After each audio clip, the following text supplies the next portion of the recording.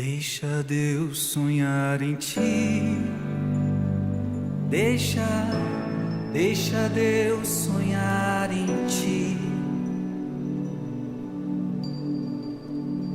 Deixa eu te ver agora, deixa eu ver seu rosto. É Deus quem te segura.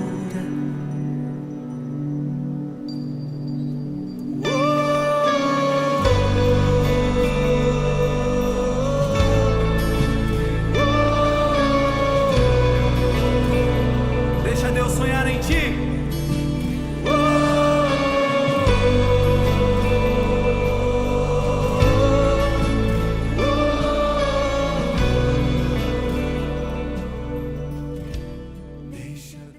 São 17 anos sem sentir o cheiro, sem abraçar, sem comer a comida, sem ver a minha mãe presencialmente. E o motivo, aquilo que vocês perguntam há tantos anos, eu vou te contar agora aqui nesse vídeo. Quando eu tinha 1 ano de idade, nós fomos morar nos Estados Unidos. Sempre moramos dentro da lei.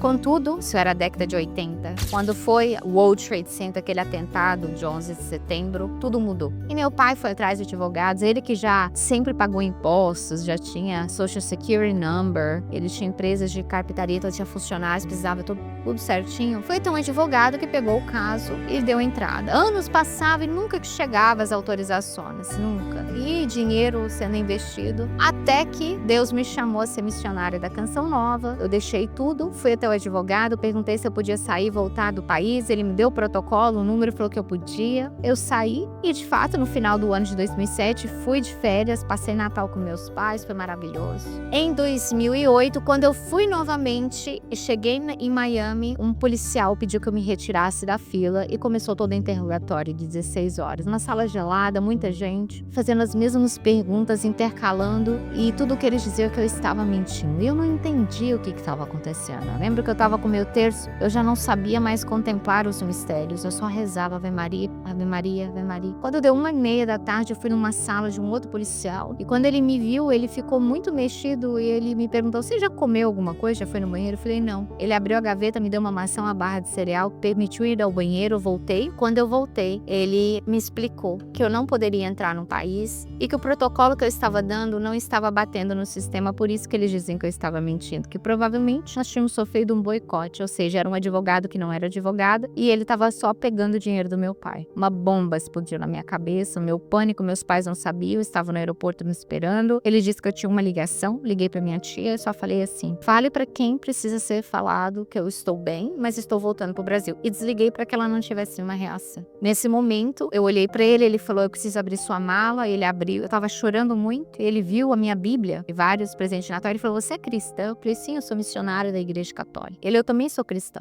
Ele olhou nos meus olhos e falou assim: irmã, tudo concorre para o bem daqueles que amam a Deus. Eu olhei para ele e falei: eu sei, eu acredito que você é um enviado dele, você me deu até comida. E ele falou: não era para eu estar aqui, era para eu ter ido embora, você chegou, eu sabia que o seu caso ia demorar, já até cancelei o almoço com a minha esposa, estou aqui. E nesse momento, eu entendi que por mais que ele estava muito confuso, eu me sentia num sonho, num filme americano, um pesadelo na verdade, eu sabia que tinha um propósito de Deus. Voltando pro avião para poder voltar pro Brasil, fui rezando para que não tivesse absolutamente ninguém ao meu lado. Eu queria chorar sozinha. Quando eu vejo de longe já um rapaz sorridente olhando para mim, muito bonito, sentei e ele conversa e eu dei indícios de que não queria falar e ele insistiu. Por fim eu falei: olha, eu não gostaria de conversar. E ele fez um semblante muito triste que mexeu comigo. Eu fiquei um pouco assim envergonhada da minha postura, olhei para ele e falei assim: desculpa, não tô tendo um dia fácil. E a gente começou a conversar e foram horas e horas e horas. Eu sei que eu tava rindo, eu tinha até me esquecido o que tinha acontecido. Eu dormi, quando eu abri o olho ele tava olhando para mim assim com um olhar apaixonado. Eu falei: gente, não é possível que esse menino se apaixonou por mim. Eu fiquei envergonhada assim até. Chegamos no Brasil, eu falei: olha, muito obrigado pela sua companhia. Eu rezei para que não tivesse ninguém do meu lado. E quando eu vi que você tava aqui, eu fiquei muito chateada. Ele foi: e aqui não era o meu lugar. Meu lugar era aqui. Atrás dele tinha uma cadeira vazia. Eu falei: como assim? Por que você veio aqui então? Ele olhou para mim e falou: que eu senti que eu tinha que acompanhar você nessa viagem. Meu nome é Rafael.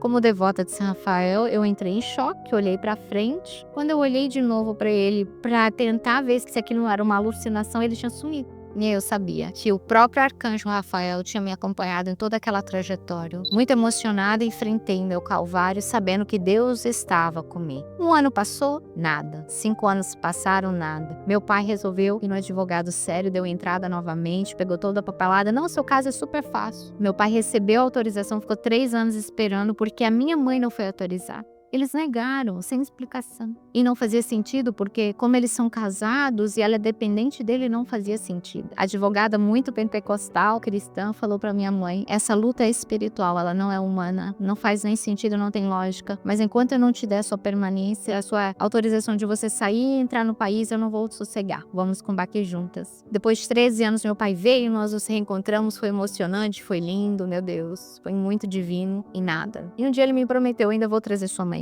Pode esperar. E o meu maior medo, sabe qual era? Que ela morresse. E eu não pudesse vê-la em vida nessa terra. Eu acordava com pesadelos. Me recordo de uma vez estar no funeral dela e eu gritando nesse sonho, desesperada. Eu acordei de madrugada, liguei pro meu pai. Calma, ela tá dormindo, tá tudo bem. Eu li na história de Santa Teresa de Calcutá que ela, com 18 anos, foi ser missionária e por causa do país comunista, aquela coisa toda, ela não conseguiu ver mais a mãe dela em vida e nem no funeral ela pôde estar. E eu me senti naquela história, eu entrei em pânico e eu comecei a brigar com Deus. E se você tivesse, nessa hora nem Senhor saiu, tão rebelde eu estava interiormente, eu falei, se você tivesse me dito que eu ia viver tudo isso, eu não teria te seguido, eu teria dito não, me sinto enganada. De repente eu fui tomada por uma paz sobrenatural e eu senti como se tivesse alguém do meu lado e uma voz. O que eu faço é uma gota no oceano, mas sem essa gota o oceano seria menor. Rezarei para que você reencontre sua mãe em vida, calma, ofereça todas as suas lutas, sofrimentos que virão em prol da salvação da sua alma e da sua família. Eu tinha certeza que era Santa Teresa de Calcutá falando comigo. Eu não a vi, ela não estava ali, mas eu senti que era ela. E eu entendi que seria uma longa jornada penosa, subindo rumo ao Calvário. Fui carregando essa cruz. Depois de 5 anos, eu acho que Deus olhou para mim e viu que eu não estava aguentando como o próprio Cristo, sabe? E aí ele dá o Cirineu para ajudá-lo. Foi quando Deus enviou o Guilherme, o marido, como o Cirineu mesmo, para me ajudar a carregar essa cruz. E assim nós fomos. Carregando 13 anos, reencontrei meu pai e nada da minha mãe. Vieram meus filhos, o casamento, o primeiro filho não estava, o segundo filho não estava, o terceiro filho não estava. Eu já não esperava mais.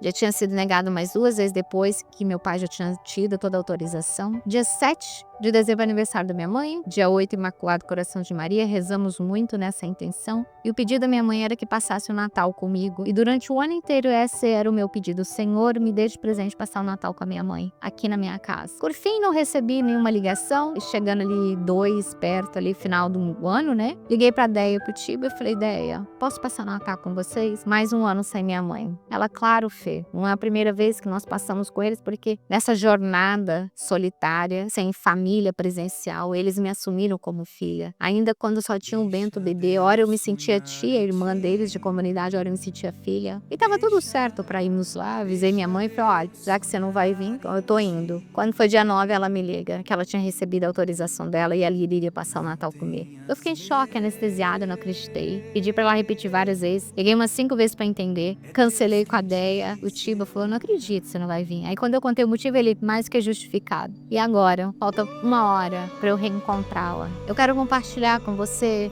que a espera dói. E eu sei que quando a gente está no olho do furacão, nada do que as pessoas falam parece fazer sentido. Mas tudo que é teu está no coração de Deus.